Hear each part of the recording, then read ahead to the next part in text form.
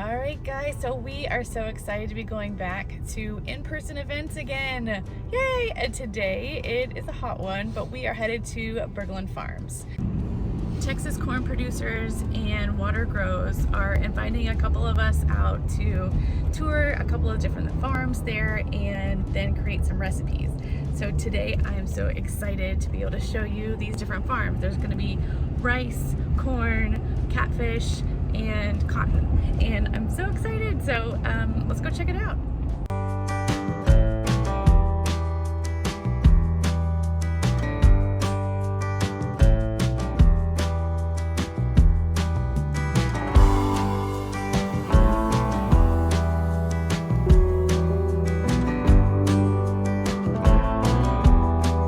I'm Daniel Berglund. I serve on the Texas Corn Board and the Texas Corn Association, and along with USDA's NRCS, that's what's put this on today. And so anyway, I'll talk a little about the corn. As you may look at it and see, it's not exactly what you normally expect. It's very drought stressed.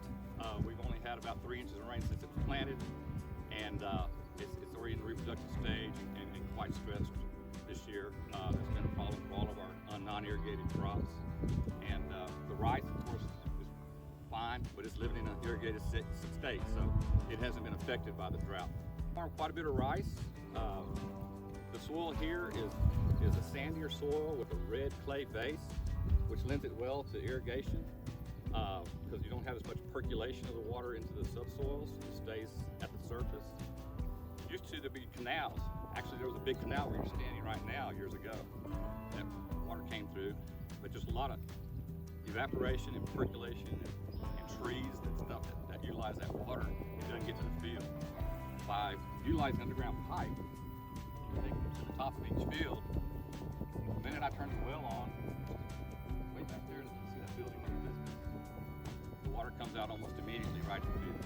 So it saves a lot of water conservation there, 25 to 35% depending on the year. Ag is the #1 consumer of fuel, petroleum products, and steel in the United States. So we feel it really hard. Our diesel prices are double what they were a year ago. Fuel prices, fertilizer prices are anywhere from 2 to 3 times higher than they were a year ago. The markets on the corn and the cotton and soybeans have been up for other reasons, due to issues around the globe, and that's kind of kept up with the cost of production. Rice so far it's up, but it's not nearly what it needs to be to meet these expenses that we're incurring right now. But we can hope and pray for markets to improve and the yields. Yields are very important. I can make up for a lot of low prices if you get a good yield. We feel the crunch, and the bad problem is we can't pass that cost on to you. When you get a cost increase because of this, that's from the retailers. We're a price taker, not a price maker. We can't say, hey, my cost of production is 35% this year, I need 35% more for my product. It doesn't work that way. Our competition around the whole globe, and I have to be the low-cost provider, or they're going to go next time.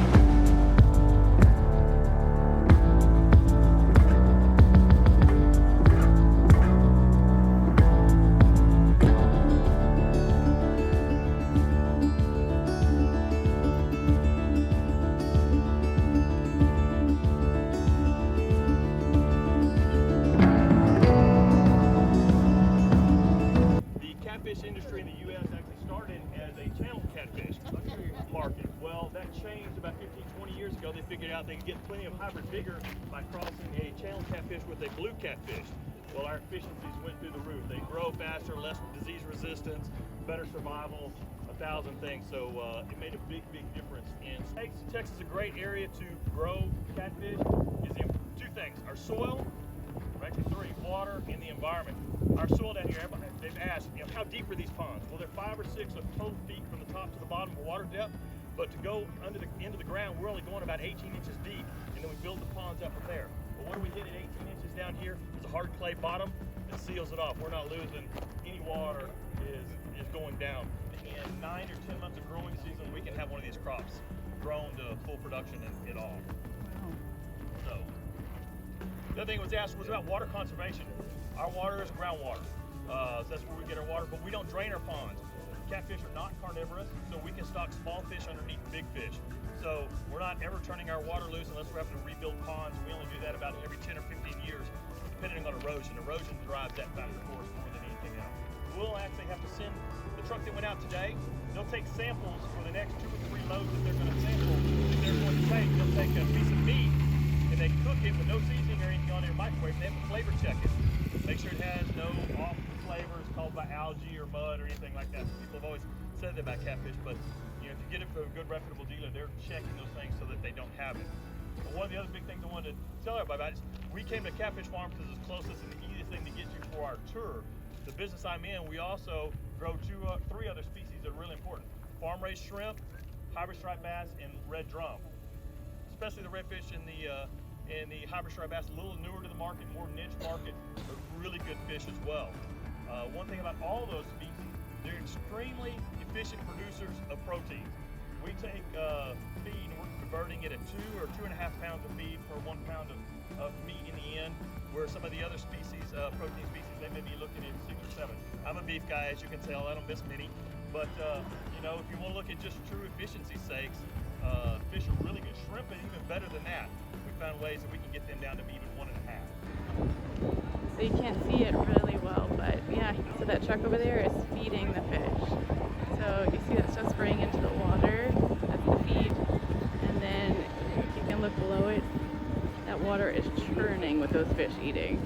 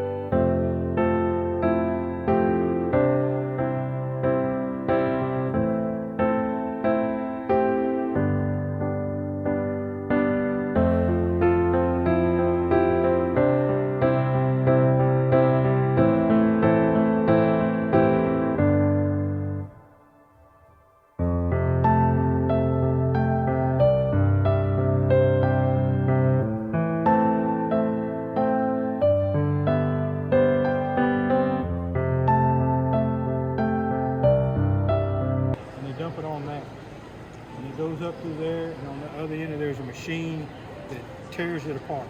It's got cylinders with spikes on it, and it just tears it apart. Okay? And once it does that, it goes through a heater to try.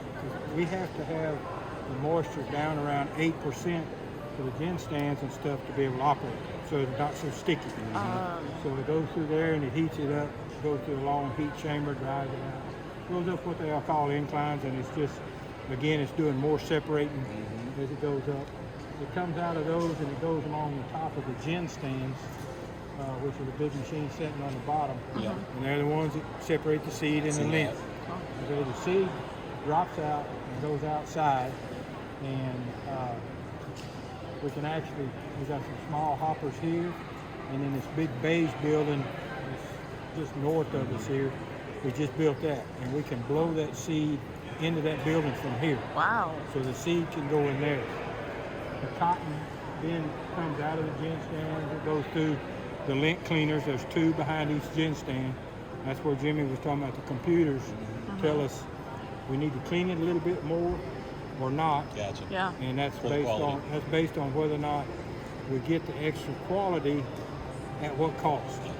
So the computers do all that, and they say, okay, yeah, so it'll kick out one stand and only clean it one time. Goes out of there and comes in here and goes up to the top of this machine here, and up there it goes on a big drum. And that big, okay. Now, you take dry cotton and you try to take a cotton ball and try to mash it, pack it. No, it happen. Yeah. Okay, 'cause it's too dry. Right. And that machine up there puts it in a layer, rolls it on this drum, and it adds moisture back in. So because we have to have it so we can pack it in a bale down here. Oh, wow. Otherwise it's just they're like fractured fiberglass. Yeah. So it comes down that slide and goes into here. This is called a tromper, and it, based on hydraulic pressure, it tromps till it gets to a certain hydraulic pressure.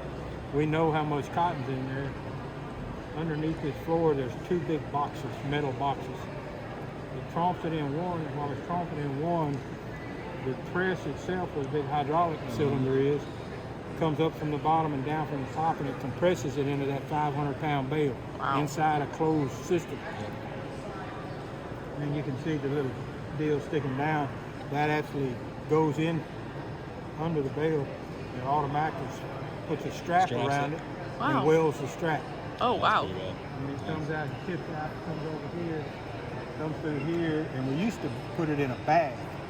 I don't know if they're still going to bag or not. Used to, we didn't have a strapper. Those strappers cause a lot of problems. They're always breaking down. The heat, the dust, and everything. Yeah. Used to, it just came into this luminous deal here, and it just went into a big, heavy-duty bag. Didn't have straps on it. So now we're going to be strapping it. I don't know if they're going to bag. I think they're going to bag it in the yellow bags, which is just a moisture protection deal. It comes right, it weighs it, comes right out of here, kicks it down. They sew up the top of the bag. They stand up there and they fold the top, sew it, and then we have a forklift. I don't think they have it, but it has a squeezer on it. Okay. And this thing pushes them out here to where there's 4 of them, and that forklift runs up with that squeezer, squeezes them, picks them up, carries them over here, and we'll have a truck parked back here at the dock, and he loads them in the truck, and so they can go wherever they're going.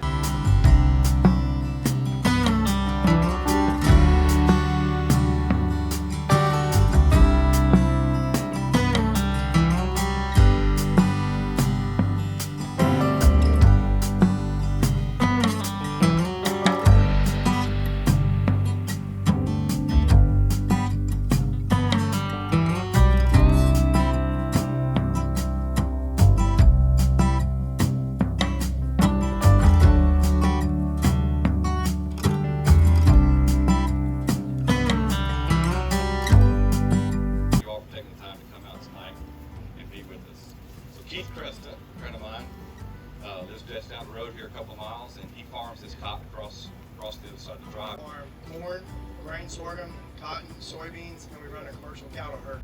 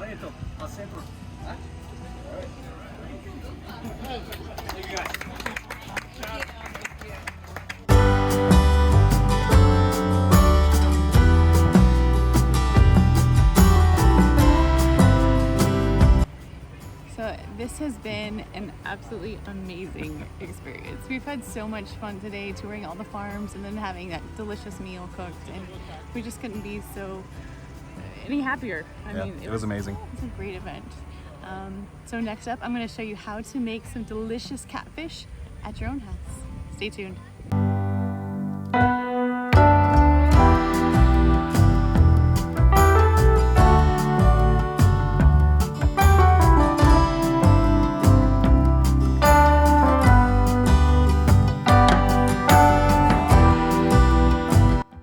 We are gonna make the corn relish first, and we're gonna put all the ingredients in at once. So we have 2 cups of fresh or frozen corn, 2 cups of chopped onions, 2 cups of chopped seeded cucumbers, 2 cups of chopped tomatoes, and 1 large green bell pepper chopped. To this, we're gonna add 1 cup of sugar,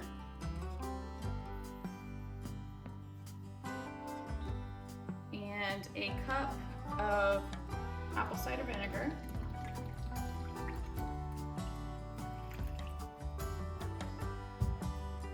one and a half teaspoons of celery seed,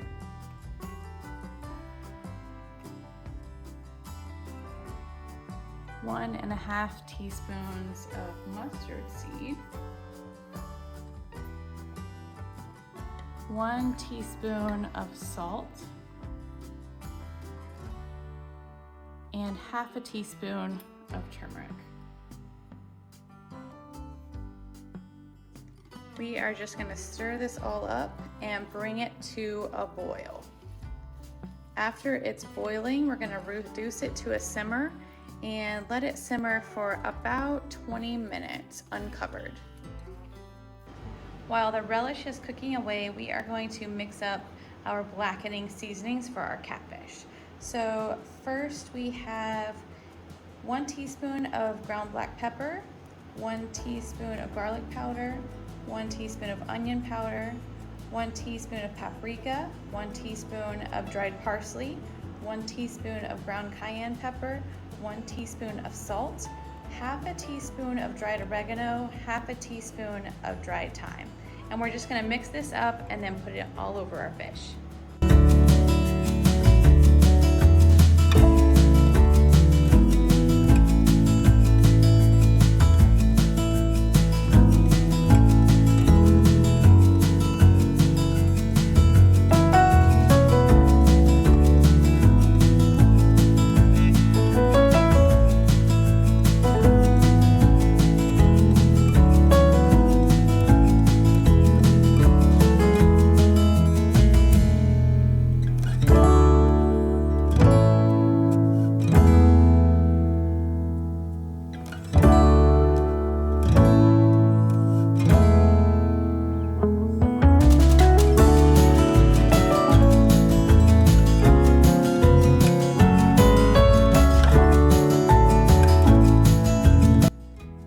So when the relish is done, this is what you're looking for. It's a little bit soupy, but the vegetables are all al dente, ready to go. We're just gonna let this cool a little bit while we cook our catfish.